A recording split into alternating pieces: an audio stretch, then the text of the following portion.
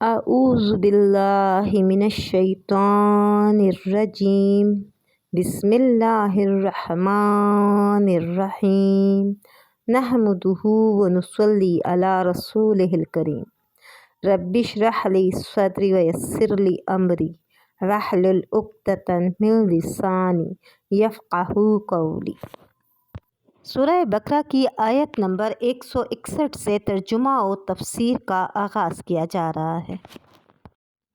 اِنَّ بے شک الذین جو لوگ کفروا کافر ہوئے وماتوا اور وہ مر گئے ہم اور وہ کفار کافر اولئک یہی لوگ علیہم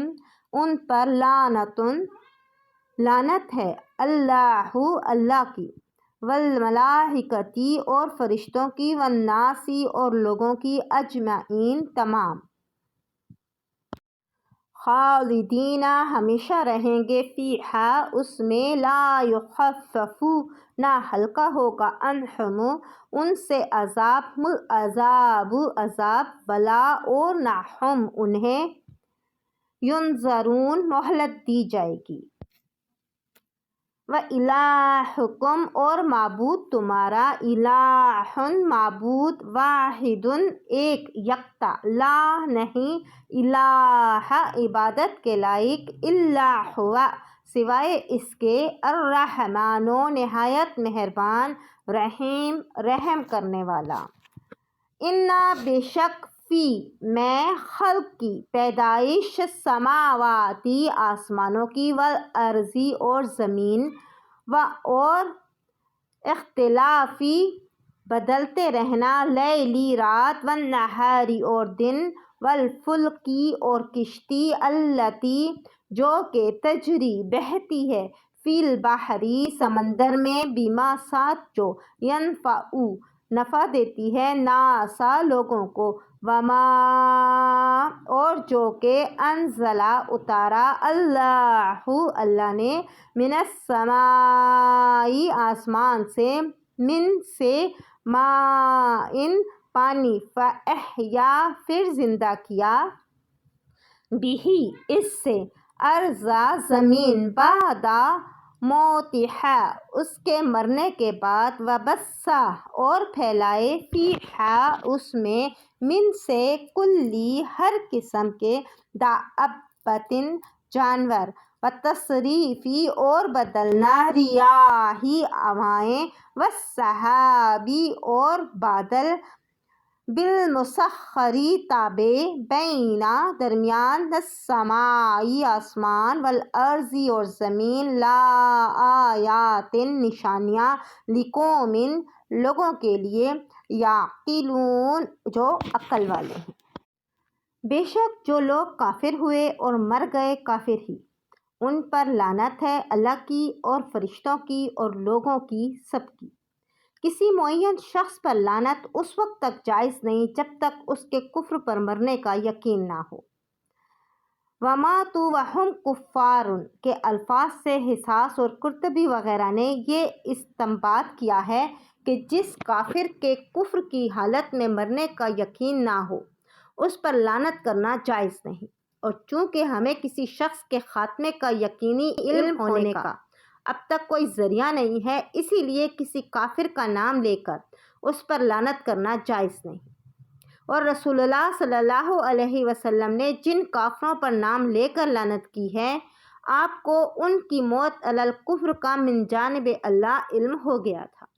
البتہ عام کافروں ظالموں پر بغیر تعین کے لعنت کرنا درست نہیں۔ اس سے یہ بھی واضح ہو گیا کہ جب لعنت کا معاملہ اتنا شدید ہے کہ کسی کافر پر بھی اس وقت تک جائز نہیں کہ جب تک اس کی موت کا یقین نہ ہو جائے کہ اس کی موت کفر پر ہی ہوگی تو کسی مسلمان یا کسی جانور پر لعنت کیسے جائز ہو سکتی ہے؟ اور عوام اس سے بالکل غفلت میں ہیں، خصوصاً عورتیں کہ بات بات پر لعنت کے الفاظ اپنے متعلقین کے متعلق استعمال کرتی رہتی ہیں۔ اور لعنت صرف لفظ لعنت ہی کے کہنے سے نہیں ہوتی بلکہ اس کے ہم معنی جو الفاظ ہیں وہ بھی لعنت ہی کے حکم میں ہیں۔ لعنت کے اصلی معنی خدا تعالیٰ کی رحمت سے دور کرنے کے ہیں، اس لیے کسی کو مردود، راندہ درگاہ، اللہ مارا وغیرہ کے الفاظ کہنا بھی لعنت کے حکم میں ہی آتے ہیں۔ آیت 162 کا ترجمہ ہے کہ ہمیشہ رہیں گے اسی لعنت میں، نہ ہلکا ہوگا ان پر عذاب اور نہ ان کو مہلت ملے گی۔ آیت 163 میں ارشاد ہے، اور معبود تم سب کا ایک ہی ہے، کوئی معبود نہیں اس کے سوا، بڑا مہربان ہے، نہایت رحم والا۔ مشرکین عرب نے جو آیت وَإِلَٰهُكُمْ إِلَٰهٌ وَاحِدٌ اپنے عقیدے کے خلاف سنی تو تعجب سے کہنے لگے کہ کہیں سارے جہان کا ایک معبود بھی ہو سکتا ہے، اور اگر یہ دعویٰ صحیح ہے تو کوئی دلیل پیش کرنا چاہیے۔ حق کے تعالیٰ آگے دلیل بیان فرماتے ہیں۔ خلاصہ تفسیر ہے، اور ایسا معبود جو کہ تم سب کے معبود بننے کا مستحق، وہ تو ایک ہی معبود حقیقی ہے، اس کے سوا کوئی عبادت کے لائق نہیں، وہی رحمان ہے، رحیم ہے، اور کوئی ان صفات میں کامل نہیں اور بدون کمال صفات معبودیت کے استحقاق کے باطل ہے۔ بس بجز معبود حقیقی کے کوئی اور مستحق کے عبادت نہ ہوا۔ بلا شبہ آسمانوں اور زمین کے بنانے میں اور یک کے بعد دیگرے رات اور دن کے آنے میں اور جہازوں کے چلنے میں جو کہ سمندر میں چلتے ہیں، آدمیوں کے نفع کی چیزیں اور اسباب لے کر، اور بارش کے پانی میں جس کو اللہ تعالیٰ نے آسمان سے برسایا، پھر اس پانی سے زمین کو تر و تازہ کیا، اس کے خشک ہوئے پیچھے یعنی اس میں نباتات پیدا کیے، اور ان نباتات سے ہر قسم کے حیوانات اس زمین میں پھیلا دی، کیونکہ حیوانات کی زندگی اور توالد و تناسل اسی غذائے نباتی کی بدولت ہے، اور ہواؤں کی سمتوں اور کیفیتیں بدلنے میں کہ کبھی پروا ہے تو کبھی پچھوا ہے تو کبھی گرم ہے تو کبھی سرد، اور ابر کے وجود میں جو کہ زمین و آسمان کے درمیان مقید و معلق رہتا ہے، ان تمام چیزوں میں دلائل توحید کے موجود ہیں ان لوگوں کے استدلال کے لیے جو کہ عقل سلیم رکھتے ہیں۔ وَإِلَٰهُكُمْ إِلَٰهٌ وَاحِدٌ اللہ تعالیٰ کی توحید متعدد اور مختلف حیثیت ثابت ہے۔ مثلاً وہ ایک ہے، یعنی کائنات میں کوئی اس کی نظیر و شبیہ نہیں، نہ کوئی اس کا امثل برابر، اس لیے وہ اسی کا مستحق ہے کہ اس کو احد کہا جائے۔ دوسرا یہ کہ وہ ایک ہی استحقاق عبادت میں، یعنی اس کے سوا کوئی عبادت کا مستحق نہیں۔ تیسرا یہ کہ وہ ایک ہے، یعنی ذی اجزا نہیں، وہ اجزائے اعضاء سے پاک ہے، نہ اس کا تجزیہ اور تقسیم ہو سکتی ہے۔ چوتھا یہ کہ وہ ایک ہے، یعنی اپنے وجود ازلی و ابدی میں ایک، وہ اس وقت بھی موجود تھا جب کوئی چیز موجود نہ تھی،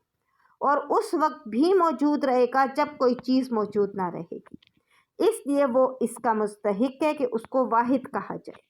لفظ واحد میں یہ تمام حیثیتیں توحید کی ملوث ہیں۔ ترجمہ آیت 164 ہے کہ بے شک آسمان اور زمین کے پیدا کرنے اور رات کے دن کے بدلتے رہنے میں، اور کشتیوں میں جو کہ لے کے چلتی ہیں دریا میں لوگوں کے کام کی چیزیں، اور پانی میں کہ جس کو اتارا اللہ نے آسمان سے، پھر جلایا اس سے زمین کو اس کے مر گئے پیچھے، اور پھیلائے اس میں سب قسم کے جانور اور ہواؤں کے بدلنے میں، اور بادل میں جو کہ تابعدار ہیں اس کے حکم کے درمیان آسمان و زمین کے، بے شک ان سب چیزوں میں نشانیاں ہیں عقل مندوں کے۔ اس کے بعد حق تعالیٰ کے واحد حقیقی ہونے پر تکوینی علامات و دلائل بتائے گئے ہیں جن کو ہر عالم و جاہل سمجھ سکتا ہے کہ آسمان و زمین کی تخلیق اور رات دن کے دائمی انقلاب اس کے قدرت کاملہ اور توحید کے واضح دلائل ہیں کہ ان چیزوں کی پیدائش اور بقا میں کسی دوسری ہستی کا کوئی دخل نہیں۔ اسی طرح پانی میں کشتیوں کا چلنا ایک بڑی آیت قدرت ہے کہ پانی کو حق تعالیٰ نے ایسا جوہر سیال بنا دیا کہ رقیق اور سیال ہونے کے باوجود اس کی پیٹھ پر لاکھوں من وزن کے جہاز بڑے بڑے وزن لے کر مشرق سے مغرب تک منتقل کر دیتے ہیں، اور ان کو اس حرکت میں لانے کے لیے ہواؤں کا چلانا، پھر اپنی حکمت کے ساتھ ان کے رخ بدلتے رہنا، یہ سب اس کا پتہ دیتے ہیں کہ ان چیزوں کا پیدا کرنے والا اور چلانے والا کوئی بڑا علیم و خبیر اور حکیم ہے۔ اگر پانی کا مادہ سیال نہ ہوتا تو یہ کام نہیں ہو سکتا تھا۔ اور مادہ سیال بھی ہو تو جب تک ہوائیں نہ چلیں جو ان جہازوں کو حرکت میں لاتی ہیں، جہازوں کا لمبی لمبی مسافت طے کرنا ممکن نہیں۔ قرآن پاک میں اس مضمون کو فرمایا گیا ہے کہ اگر اللہ چاہیں تو ہواؤں کو ساکن کر دیں اور یہ جہاز سمندر کی پشت پر کھڑے کے کھڑے رہ جائیں۔ ترجمہ: اسی طرح سے بما ينفع الناس کے لفظوں میں اشارہ کر دیا گیا کہ بحری جہازوں کے ذریعے ایک ملک کا سامان دوسرے ملک میں درآمد و برآمد کے ذریعے عام انسانوں کے بے شمار فائدے ہیں جن کو شمار بھی نہیں کیا جا سکتا۔ یہ فائدے ہر زمانے ہر ملک میں نئی نئی صورتیں پیدا کر دیتے ہیں۔ اسی طرح آسمان سے پانی کو قطرہ قطرہ کر کے اس طرح نازل کرنا کہ اس سے کسی چیز کو نقصان نہ پہنچے، اگر سیلاب کی طرح آتا تو کوئی آدمی، جانور، سامان کچھ نہ رہتا۔ پھر پانی برسنے کے بعد اس کا زمین پر محفوظ رہنا انسان کے بس کا نہیں۔ اگر کہہ دیا جاتا کہ 6 مہینے کا پانی کا کوٹا اپنا اپنا ہر شخص رکھ لے تو ہر شخص اس کے رکھنے کا کیا انتظام کرتا، اور کس طرح سے رکھ بھی لیتا تو اس کو سڑنے اور خراب ہونے سے کیسے بچاتا؟ تو قدرت نے یہ تمام انتظامات خود فرما دیے۔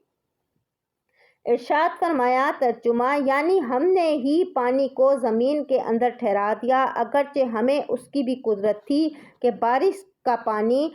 کا پانی برسنے کے بعد بہہ کر ختم ہو جاتا، مگر قدرت نے پانی کو اہل زمین، انسان اور جانوروں کے لیے کہیں کھلے طور پر تالابوں اور حوضوں میں جمع کر دیا، کہیں پہاڑوں کی زمین میں پھیلی ہوئی رگوں کے ذریعے زمین کے اندر اتار دیا، پھر ایک غیر محسوس پائپ لائن ساری زمینوں پر بچھا دی، ہر شخص جہاں چاہے کھود کر پانی نکال لیتا ہے۔ اسی پانی کا ایک بہت بڑا ذخیرہ بحر منجمد بنا کر برف کی صورت میں پہاڑوں کے اوپر ڈال دیا جو سڑنے اور خراب ہونے سے بھی محفوظ ہے، اور آہستہ آہستہ پگھل کر زمین کے اندر قدرتی پائپ لائن کے ذریعے پورے عالم میں پہنچتا ہے۔ غرض آیت مذکورہ میں قدرتی کاملہ کے چند مظاہر کا بیان کر کے توحید کو ثابت کیا گیا۔ علماء مفسرین نے ان تمام چیزوں پر تفصیلی بحث کی ہے۔